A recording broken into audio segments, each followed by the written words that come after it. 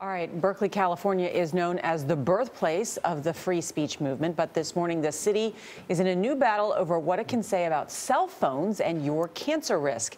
An ordinance set to begin next month would be a first. The policy requires cell phone retailers to post a warning about the potential radiation danger. But a lawsuit has put the measure on hold. A wireless trade group says it violates businesses' First Amendment rights, forcing them to share false information. New York Times science columnist John Tierney is with us. John, good morning. Morning. So we thought this was an interesting story because Berkeley taking this step forward, but is there research that shows that cell phones can cause cancer? No. I mean, the best research, and they followed more than 1 million people in England and Denmark, they followed them for years, and they don't find the association.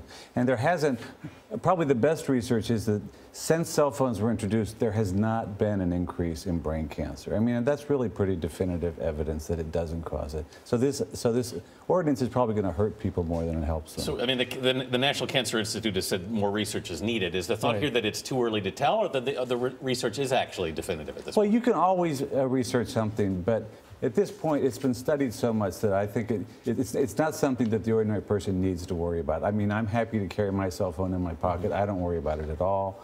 And I worry that these kind of ordinances, you know, that they hurt people's health because it increases the stress. You're worried, oh my God, am I causing cancer?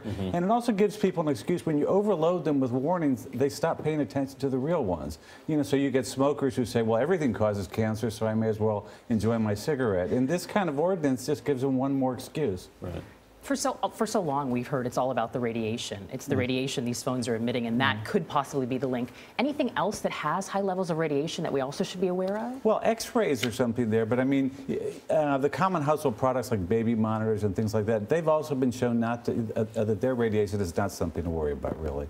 I mean, we don't really have to worry. You know, there are other things to worry about in the world. I mean, radiation from the sun, you don't want to get too much of that, but, you know, cell phones I wouldn't worry about, and the other products either.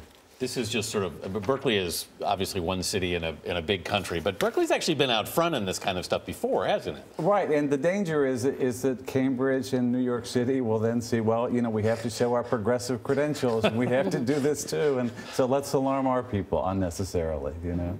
John Tierney, thank you so much. Thank you.